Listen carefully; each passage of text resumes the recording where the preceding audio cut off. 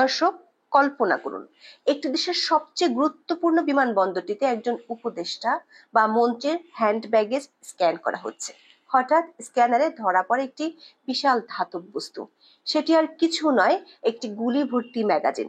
এরপর যা ঘটলো তা কেবল বিস্ময়করই নয়, দেশের নিরাপত্তা এবং গণমাধ্যমের স্বাধীনতা নিয়েও তুলছে মারাত্মক প্রশ্ন। বলছি বাংলাদেশ অন্তর্বর্তী সরকার উপদেষ্টা আসিফ মাহমুদকে ঘিরে ঘটে যাওয়া এক চাঞ্চল্যকর ঘটনা, যা দেশ জুড়ে তোলপাড় ফেলে দিয়েছে এবং অনেক অনুলেখিত প্রশ্নের জন্ম দিয়েছে। উপদেষ্টা আসিফ মাহমুদ অবশ্য নিজের ফেসবুক পোস্টে দাবি করেছেন, নিরাপত্তার স্বার্থে তার বৈধ আগ্নেয়াস্ত্র আছে। ভুলবশত সেই অস্ত্রের একটি ম্যাগাজিন তিনি এয়ারপোর্টে নিয়ে গিয়েছিলেন। কিন্তু আইন বলছে এই ধরনের কাজ শুধু দেশীয় নয়, আন্তর্জাতিক সিভিল এভিয়েশন আইনের সুস্পষ্ট লঙ্ঘন, যার শাস্তি কমপক্ষে 14 বছরের কারাদণ্ড। তাছাড়া উপদেষ্টা আসিফ মাহমুদের বয়স 27 বছর। বাংলাদেশ আর্মস অ্যাক্ট অনুযায়ী কোনো ব্যক্তি 30 বছরের নিচে হলে তিনি অস্ত্রের লাইসেন্স পান না। তাহলে উপদেষ্টা আসিফ মাহমুদ অস্ত্রের লাইসেন্স পেলেন কিভাবে? বিস্তারিত জানতে চলুন যাওয়া যাক বিশ্লেষণে।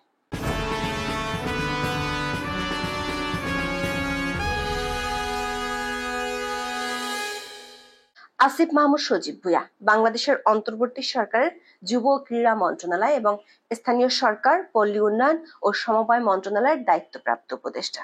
এরই মধ্যে তিনি অনেকগুলো বিতর্কের জন্ম দিয়েছেন, যে কারণে তাকে অনেকে শিশু উপদেষ্টাও উপাধি দিয়েছেন। তবে তার এবারের বিতর্ক আগের বিতর্কগুলোকে ছাড়িয়ে গেছে। 29 জুন সকালে মরক্কোর মারাকেশে ইসলামিক দেশগুলো সংস্থা ওআইসি এর যুব আন্তর্জাতিক প্রোগ্রামে একটি বৈঠকে যোগ দিতে যাচ্ছিলেন।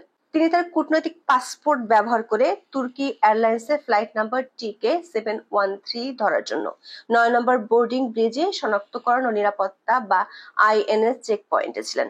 প্রথম চেক পয়েন্টটি অবলীলায় পার হয়ে যান উপদেষ্টা আসিফ মাহমুদ ও তার সঙ্গীরা।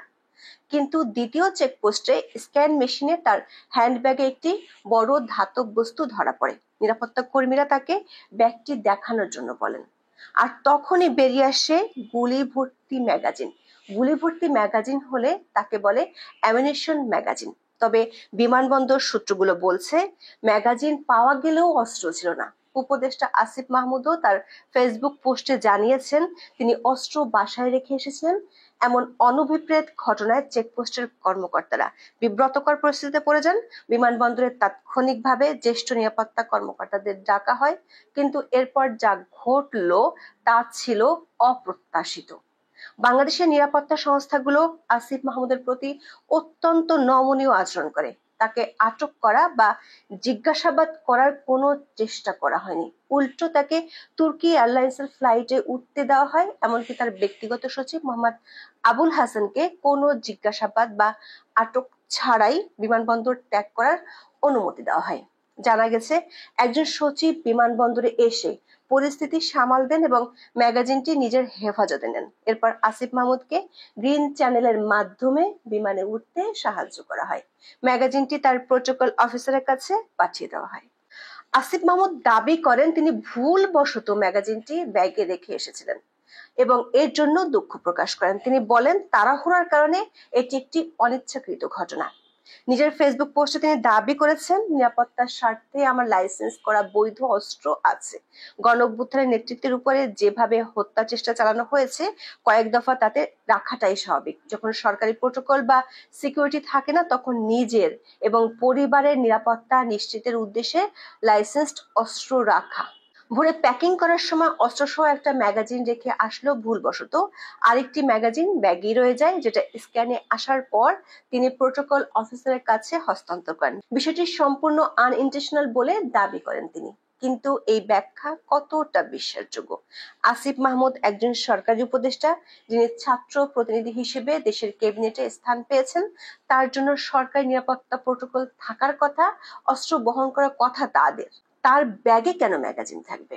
আরো উদ্বেগজনক বিষয় হলো আসিফ মাহমুদের হ্যান্ড ব্যাগেজ বিমানবন্দরে প্রবেশের সময় বা ভিআইপি এলাকায় ঢোকার আগে বাধ্যতামূলক চেকিং ও নিরাপত্তা প্রক্রিয়ার মধ্য দিয়ে যায়নি।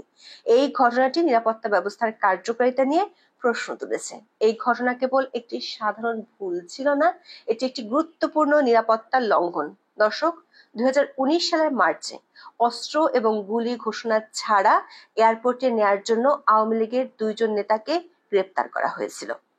সাধারণত ঢাকা শাহজালাল আন্তর্জাতিক বিমানবন্দরে যাত্রীদের আগ্নেয়াস্ত্র বহন করার অনুমতি নেই, তবে আইন প্রয়োগকারী সংস্থা এবং অনুমোদিত কর্মীরা নিতে পারেন। সেক্ষেত্রে তাদের টার্মিনালে ঢোকার আগেই বিমানবন্দরের নিরাপত্তা বিভাগের কাছে তাদের আগ্নেয়াস্ত্র ঘোষণা করা বাধ্যতামূলক।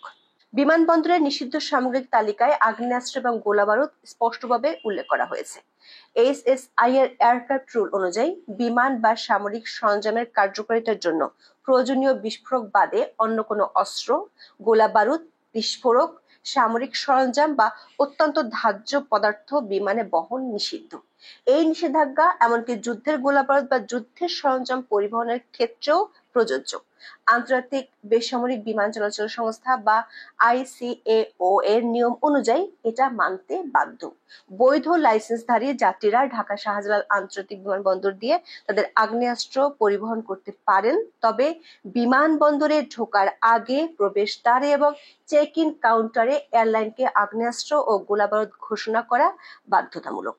যেহেতু উপদেষ্টা আসিফ মাহমুদ আগে থেকে ঘোষণা করেননি, তাই তিনি একসাথে দেশীয় আন্তর্জাতিক আইন লঙ্ঘন করেছেন।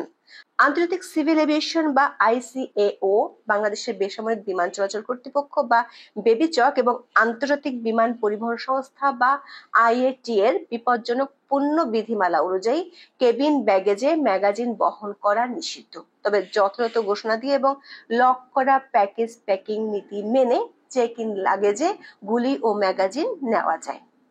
এছাড়া বাংলাদেশের স্বরাষ্ট্র মন্ত্রণালয় থেকে ইস্যুকৃত আগ্নেয়াস্ত্র ব্যবহার নীতিমালা অনুযায়ী আবেদনকারীকে কমপক্ষে 30 বছর বয়সী হতে হয় আগ্নেয়াস্ত্র ব্যবহারের অনুমতি পেতে, কিন্তু উপদেষ্টা আসিফ মাহমুদ সজীব ভুঁইয়ার বয়স 27 বছর, অর্থাৎ বৈধ আগ্নেয়াস্ত্র বহন করার আইন অনুযায়ী তার ন্যূনতম বয়স হয়নি। প্রশ্ন উঠেছে, তার কি আগ্নেয়াস্ত্র লাইসেন্স আছে? ম্যাগাজিনটি তার দেহরক্ষীর ব্যাগ থেকে নয়, তার নিজের ব্যাগ থেকেই উদ্ধার করা হয়েছিল। তাহলে কি বলা যায় না যে তিনি গুলি বহন করছিলেন? বৈধ অস্ত্রের লাইসেন্স পেতে আবেদনকারীকে আর্থিকভাবে যথেষ্ট সক্ষম হতে হয়, টিন সার্টিফিকেট থাকতে হয় এবং সরকারকে মোটা অঙ্কের রাজস্ব দিতে হয়। আসিফ মাহমুদের বয়স ও আর্থিক সক্ষমতা অনুযায়ী তার ব্যাগে বৈধ অস্ত্র ও গুলি থাকার কথা নয়। এই ঘটনার সবচেয়ে উদ্বেগজনক দিকটি হলো সংবাদ প্রকাশের পর যা ঘটলো। প্রথমে ঢাকা পোস্ট নামের একটি গণমাধ্যম এই সংবাদ প্রচার করে, কিন্তু মাত্র 5 মিনিটের মধ্যে এই নিউজটি ঢাকা পোস্টের ওয়েবসাইট সহ অন্যান্য জায়গা থেকে সরিয়ে দেওয়া হয়। সংবাদ ফাঁসকারী একজন রিপোর্টার তাদের একটি মেসেঞ্জার গ্রুপে দাবি করেছেন নিউজটি 5 মিনিটও রাখা সম্ভব হয়নি। এটি প্রশ্ন তুলেছে, আসিফ মাহমুদ কি এতটাই ক্ষমতাবান যে মাত্র 5 মিনিটই তিনি তার বিরুদ্ধে হওয়া সংবাদ সরিয়ে দিতে পারেন? ডক্টর ইউনূসের সরকার বরাবরই দাবি করে আসছে দেশে এখন স্বাধীন সাংবাদিকতার বাম্পার ফলন হচ্ছে, অথচ একজন উপদেষ্টার ঘটনা যেটি তিনি নিজেও স্বীকার করেছেন সেটি মাত্র 5 মিনিটে সরিয়ে নিচ্ছে গণমাধ্যমগুলো। তাহলে বাংলাদেশ 2.0-তে গণমাধ্যমের স্বাধীনতা কোথায় গেল? উপদেষ্টা আসিফ মাহমুদ অবশ্য ফেসবুকে লিখেছেন, চাপ দিয়ে নিউজ সরানোর অভিযোগ সম্পূর্ণ মিথ্যে। উপদেষ্টা আসিফ মাহমুদের ব্যাগে ম্যাগাজিন উদ্ধারের এই ঘটনা কেবল একটি বিচ্ছিন্ন ঘটনা নয়, এটি দেশের নিরাপত্তা ব্যবস্থার দুর্বলতা, উচ্চপদস্থ কর্মকর্তাদের জবাবদিহিতার অভাব এবং গণমাধ্যমের স্বাধীনতার উপর হস্তক্ষেপের মতো গভীর সমস্যাগুলোকে চোখে আঙুল দিয়ে দেখিয়ে দিচ্ছে। কেন একজন উপদেষ্টা যিনি আইন অনুযায়ী আগ্নেয়াস্ত্র বহনের উপযুক্ত নন, তার ব্যাগে এমন বস্তু পাওয়া গেল? কেন তাকে জিজ্ঞাসাবাদ করা হলো না? কেন সংবাদগুলো এভাবে গায়েব করে দেওয়া হলো? তার চেয়ে বড় প্রশ্ন, প্রথম চেকিং এর সময় যেভাবে ধরা পড়েনি সেভাবে যদি দ্বিতীয় চেকিংয়েও ধরা না পড়তো, তাহলে মরক্কো এয়ারপোর্টে নেমে কি হতো সেটা ভাবা যায়? পৃথিবীর সব গণমাধ্যমে তখন যে সংবাদটি আসতো সেটি কিভাবে সরিয়ে ফেলা হতো? এখন এ পর্যন্ত। সবাই ভালো থাকুন, সুস্থ থাকুন, নিরাপদে থাকুন। দেখা হবে আগামী পর্বে।